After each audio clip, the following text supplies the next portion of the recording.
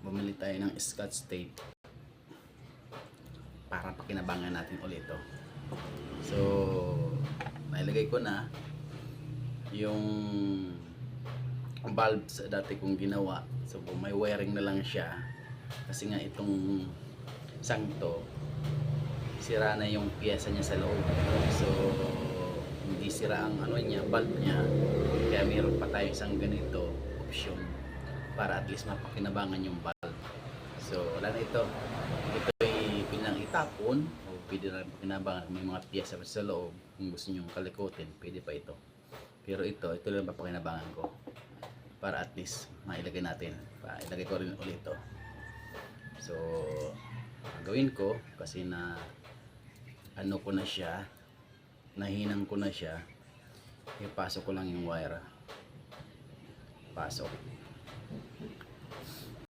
yan, tapos tape ibang ko na lang siya.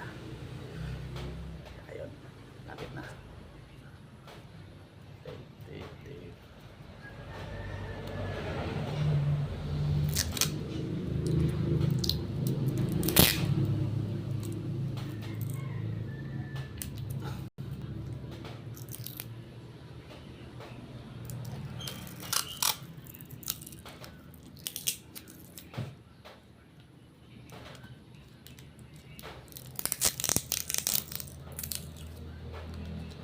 Kayo nagtitipid na hindi na bibili uli kasi naayos, pili nyo gawin to. Pero kung ayaw nyo magtipid at mapira kayo, bumili na lang kayo. Yan. So may mga pira, bibili na lang siyempre. Ito naman is kaalaman lang sa walang wala, tulad ko, walang wala oh. Kaya papakinabangan natin yung valve na ito para at least may liwanag pa siya. So kung mapansin nyo, lahat na siya Scotch tape. So doon tayo makinabang. Kung pwede pang pakinabangan, sige, pakinabangan natin. Pero pag wala nang pakinabang, tapon nyo na. Wala na siya pakinabang.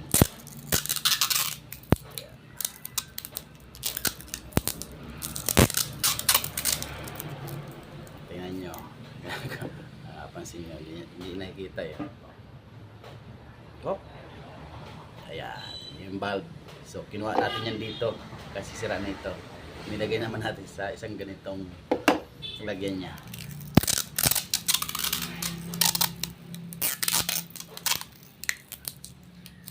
Tapos ilalagay natin itong may bahay pa ng gagamba. Lagay na ulit para pinabangan. Problema niya, hindi siya match kasi ito yung paraply. Hindi siya match. Yan, gawin natin ito, Scotch tape.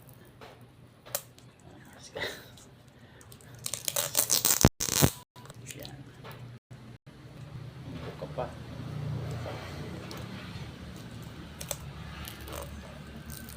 Yan.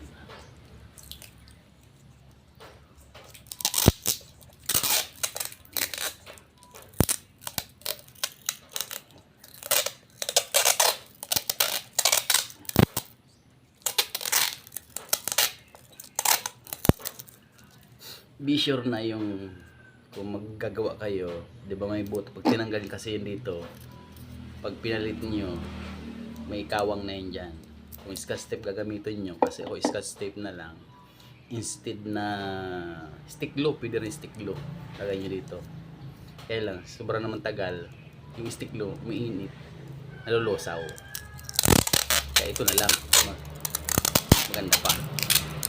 Basta importante wala yung papasukan, walang papasukan gagamba.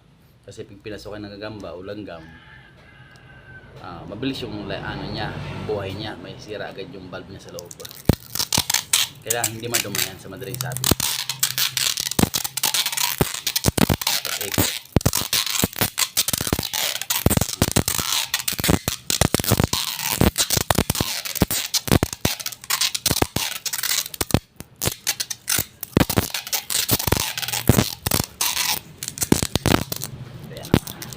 Ito. Paano papasok ang gamit? Try na natin. ito, wala na ito. So kung gusto nyo, may papakita ko dito. Tester. So ganito yung sa loob niya. May transformer na maliit, and then dalawang capacitor, IC. Yan, dalawang IC. IC ba yan? O transistorize, and then resistor. Ang lilita kasi hindi ko na makita yan. Ayan. So kung gusto niyo magkaroon ng tester sa TV, sa mga LED TV, ito lang kunin nyo. Kung hindi pa sira, tulad ng ganito, kunin nyo sa loob. Ayan o. Ito hindi pa ito sira, kinuha ko lang. Gagawin ko na sana ng handle ito para pag tester sa LED TV. Ito siya. Pero ito sira na. Tulad ng ginawa ko, galing siya dito, yung bulb niya kasi sira na ito. Kinabit ko siya dito kasi hindi ito pa sira. Kaya papakinabangan natin ito. Tulad ng ganito. Ayan, pakita ko. Kahit ispat, sa ispat na mga lakas, mapapansin nyo. Ayan o. Ayan, mga ganyan yan. Mga sira na yan, pinakinabangan natin. Tapos may isa pang ispat doon o. Ayun yung ispat. Nagpapagana din yan, power na sa kuryente, hindi na siya battery. Or, yun, battery.